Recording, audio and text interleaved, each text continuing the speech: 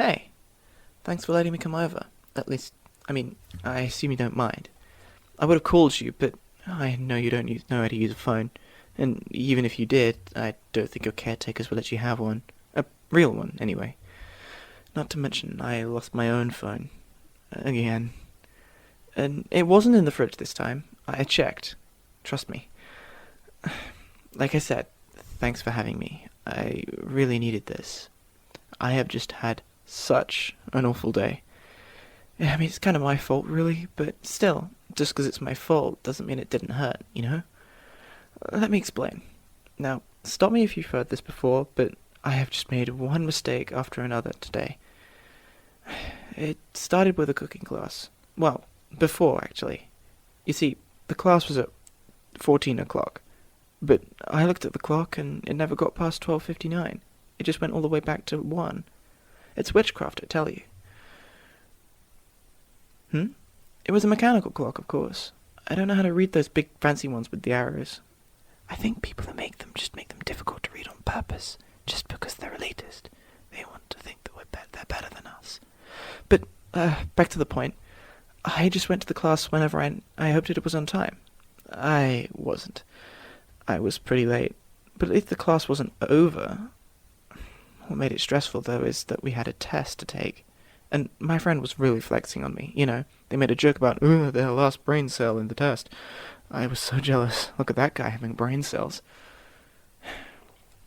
Anyway, I'm sure you might have guessed, but I failed the test. I burnt the salad, you see. I don't know how I did it, but even the teacher said they were genuinely impressed in a way. They didn't look very impressed to me, though. Just angry. That alone would have been horrible enough, but now I have a court date to deal with. I'm being charged with arson. That means burning things, by the way.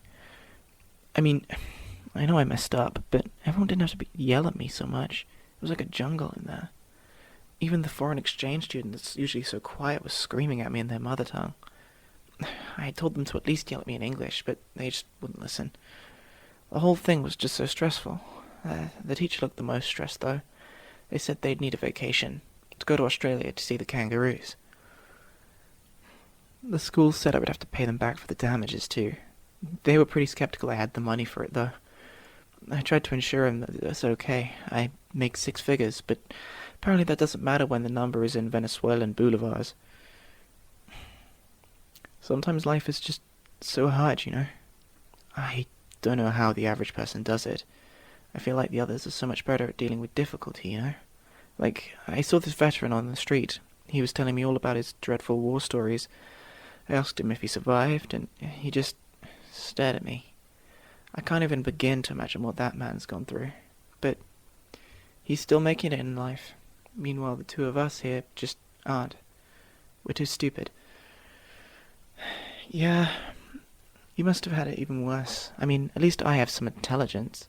For instance, this one time, there was this puzzle that said 2 to 4 years, but I solved it in only a month. My mum was so happy she wouldn't stop crying. I guess good things do happen. I think I deserve them too. I'm a good person, after all. I always feed the ducks and everything. But you? Oh boy, where do I even begin? You've got a head just to separate the ears. At least I have an accident as an excuse. I don't know how you became like this. Don't know what your mother took, or what chemicals were dumped right next to your home. But you don't deserve this. You deserve better. Still, if there's one blessing in my life, it's that I'm grateful that I'm not the dumbest person alive. Bless your heart.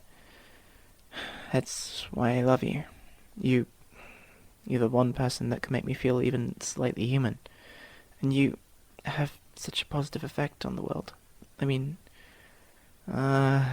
Just think about the killing Crayola makes selling you at your dinners. You've made a lot of people there happy. Listen, I know people say mean things about you behind your back, but don't listen to them, because you mean so much to me. Anyways, I have to go to my court date now, but I'll talk to you later. I hope. Idiot? Psh, I just prefer the term uncommon sense.